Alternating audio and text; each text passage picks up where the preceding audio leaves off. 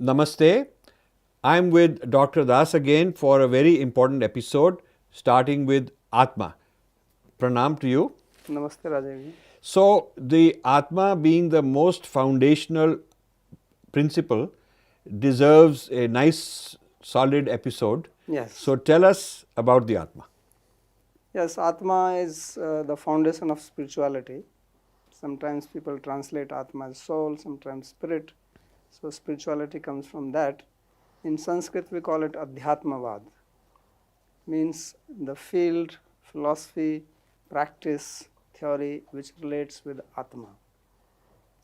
The word Ātmā comes from Sanskrit root At, which means At Satatya Gamne, means that which goes everywhere. In Bhagavad Gita, also Krishna says, uses one word Sarvagataha, that Ātmā goes everywhere, which means that it goes into various species of life, from small to the biggest one, from Brahma up to the lowest amoeba even. And in that way, it's different from soul because plants don't have soul in the Christian system. Right. Even animals, they don't feel, they're sure they have soul. Yeah, of course, they said that even women don't have soul now. There was a debate on that. Right, now they have accommodated women at least. Well, during the slavery, the Vatican was asked, how can you enslave black people if they have soul? So there was a big debate, do they have soul, not soul, what to do, and it had to be negotiated. Yeah. But we've never had a doubt that every living creature, right, down to the tiniest one, has soul, has Ātmā. Wherever you see the symptoms of life, there is a soul. Yavat sanjayate kinchit. They all have Sattvam Ātmā. sthavar jangamam. Not only movable, but even immovable. You know that in India we consider even the plants which are immovable, mountains, they also have life in them. You know the whole story about Himalaya. The daughter of Himalaya is Parvati. Ganga. Yeah. Ganga. Yes. So these also have life in them. And yavat sanjayate kinchit sattvam sthavar jangamam. Anything movable, immovable, whatever you see, there is life in it. Kshetra kshetragya sanyogat tad vidhi bhartarshava. Krishna says this very clearly, that it is a combination of kshetra and kshetragya. Kshetragya is another term used for the Ātmā. And kshetra is the body, field, literally. So Ātmā is an immortal. First of all, it is immortal. It is without any birth or death. That is another significant distinction, because if you read Bible, then for them the soul is not immortal. Well, it may live in heaven immortally, but well, souls... in some places there you actually use the word that it's mortal. They even use the word dead soul. Dead soul, yeah. But in any case, it's not beginningless, like in our case. Right. So it is beginningless and it is endless. Right. So na jayate mriyate va kadachan. It is never born, it never dies. Right. It is the principle of life. It is the source of consciousness, and that consciousness is inherent characteristic of Ātmā. So the word consciousness in Sanskrit would be Chaitanya? Yes, Chaitanya. So Ātmā includes Chaitanya as a property of itself. Yeah, it's its property, just like fire has heat. So heat is the inherent characteristic of fire. Right. Or sun has light. Right. So like that, consciousness is the inherent property of, it's the dharma. Right. Without this dharma, there is no question of Ātmā. So the Ātma's, one of its inherent qualities is the Chaitanya, which we sometimes loosely translate as consciousness. Right. So Ātmā is always conscious. Always conscious, and it can never lose it. And it is because of that there is consciousness in the body, or in the senses, or in the mind, and all other apparatus. So when a person is in deep sleep, he is not feeling that he is conscious, but his Ātmā is still there. Right. So just somebody goes into coma, so the person is not aware even of his own bodily limbs, or somebody is in deep sleep, especially if you are in the dreamless state, then you are not aware of your physical body or limbs. But that does not mean that Ātmā has lost its consciousness. Ātmā has just contracted its consciousness. So just as sometimes doctors operate in some particular limb of your body and they give anesthesia, so they make that part unconscious, because consciousness is not the characteristic of that particular limb. Right. It's something which is infused from outside, from Ātmā into that. And because it is incidental characteristic, it can be taken away. So as we go into future episodes, we start talking about other layers of being which are conditioned. Right. So I guess at that time it will become clearer that if Rajiv is unconscious, then it's not that the Ātmā is unconscious, it's my body, mind complex which is unconscious. Right. I mean, we all the time we are moving in three states of awareness. We have the waking state in which we are aware of our body, limbs and senses. Then we are in the dream state. When we are dreaming, at that time we are not aware of our physical body, but we are aware of our mind because the dream is happening in the mind. And then you go into the deep sleep state when we are not aware of our mind. There are no dreams even, but still the consciousness is there. So, but that's not Ātmā related. I mean, that's the dream, the different states are for the conditioned body. Right. So Ātmā has its consciousness, but that consciousness can expand and contract. Correct, correct. So think of the Ātmā as something eternal, beginningless, endless, will not change, will not be conditioned. right. There are other things which we'll talk about later that comprise the rest of who I am. These other things are changeable, they are conditioned.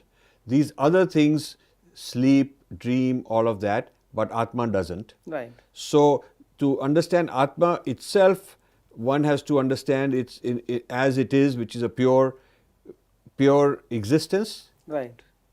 consciousness, which is Chaitanya. Right. So sometimes we use these three words, Sat, Chita and Ananda, which Sat means that it has existence which can never be taken away from it, means it will never die, it will never be transformed, there is no vikara, it cannot become something else, it doesn't grow in size, it does not diminish in size, it does not become old.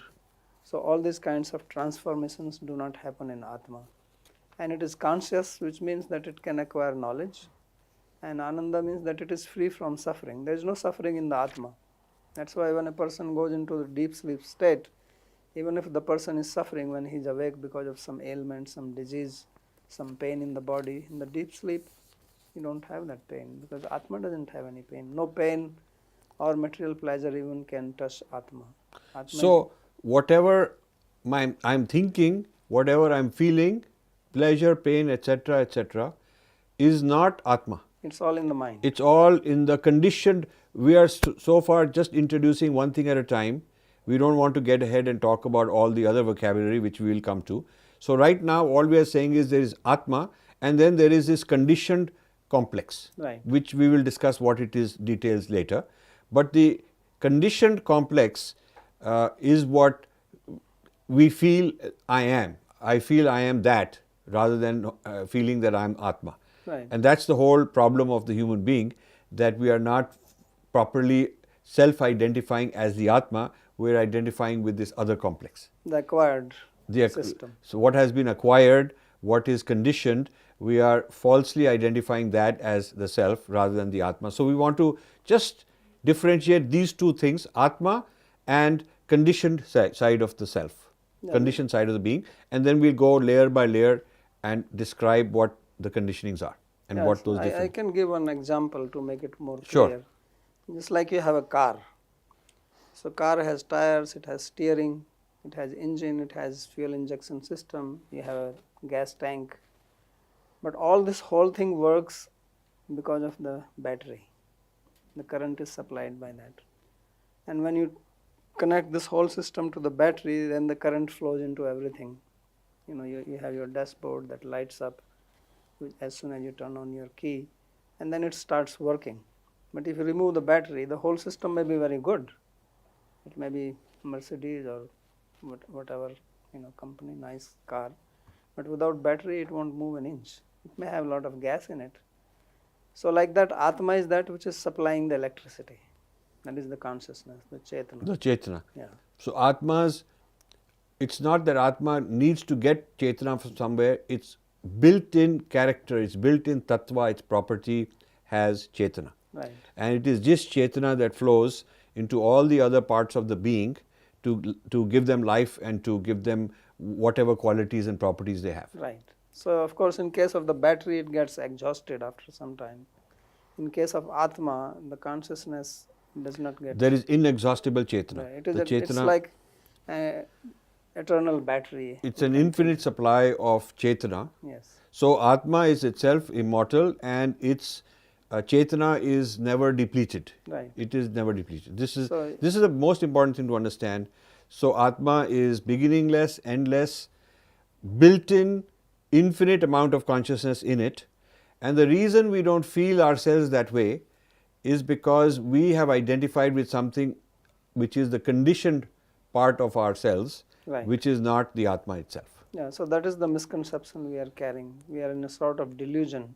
Right. It's like somebody takes a heavy drug and starts thinking himself that he's a peacock. Right, right. Or he's a dog or something like Right, that. But right. he has not become a peacock.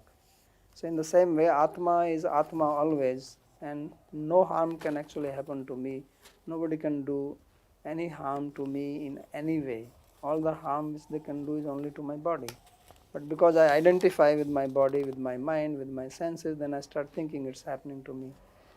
So that's the delusion. So tell us about the two kinds of Ātmā, the ones that are never conditioned and the ones that are conditioned. So Ātmā, and then there is Paramatma. Okay. So the Paramatma is what we call as Supreme Person, and he is the in charge of the whole cosmos, and all the Ātmas belong to that Paramatma. So Paramatma never falls under this illusion or this kind of identification. Paramatma is always situated in its glory. But the Ātmas here in this material world, they are conditioned. There are also Ātmas in the spiritual world, they are also not conditioned. They also understand themselves as they are. But Ātmas which are part of this material cosmos, they are the ones which are in the conditioned state and which are misidentifying themselves. They are ignorant, they are thinking I'm a male, I'm a female. Ātma is neither a male nor a female. Since there is Paramatma and there are Ātmas, is the population of Ātmas finite, infinite? How many are there? And since new people are coming, where are they before people are born? Where are the Ātmas? Yes, this is a very common question and very interesting question. So Ātmas are Ananta, they are infinite. Okay. So, and you know that in mathematics we say that from infinity minus infinity is infinity. So if we understand two things, that there are infinite number of Ātmas, and Ātmas can go from one body to another body. It's not that human beings are going to take birth only as human beings. No, human being can become ant and ant can become a human being. So now we know that there are many species of life which have disappeared. In fact, according to data, they say that every hour so many species are getting extinct. But even with all the species combined, it would be finite population in the planet Earth. They are infinite. No, but the number of particles, the number of cells is finite. I mean, there would be. So is it that all the Ātmas are in the Earth, or also there are Ātmas that are not in this Earth? They're either somewhere else. Ātmas are throughout.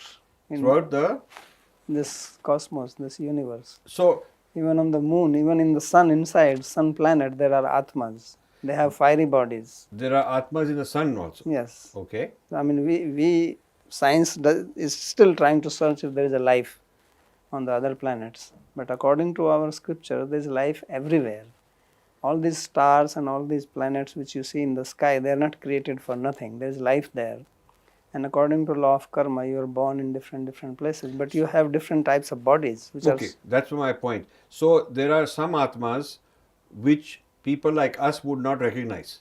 We won't be able to even perceive them. We won't be able to perceive them. Right. So the infinite population of Ātmas is not just limited to living beings as we see living beings. That's our perception. That's our perception, but that's limited by our perception. Right. So there are Ātmas that have the concept of body as we know it doesn't even apply. Maybe Right. they have something, in what form they are, or we can't even cognize that. Yeah. Just like, I mean, there's microbes and amoebas, you cannot see them with our naked eyes. No, but even that's within the world of science. Right. Science can see them through microscopes. So now they can see, but previously they could not. They could not. But we are saying even now there may be Atmas in the sun. Beyond, yeah. Which we can't imagine such a thing could exist even, Right. because it will burn. Because that's what Gita says, that fire, Atma cannot be burnt, it cannot be wet, it cannot be withered by wind. You can't do anything with So it. if there's an Atma living in the sun, it's not going to be affected no matter how many trillion degrees centigrade it is. No, it is not. So doesn't this need is- an, so doesn't need therefore an it is AC. important. It is important to really understand the profound concept of Atma Yes. by itself before we sort of get into other things. This is a very, very profound concept that you should meditate on, and this has nothing to do with soul. Soul does not have all these kind of No, soul does qualities. not. Soul is a mistranslation of this word, Yes. Atma. It's actually misleading. So in material world we see things are always changing by the influence of time. This does not apply on Atma. Right. Time has no effect on it. So time has no effect on Atma. Right.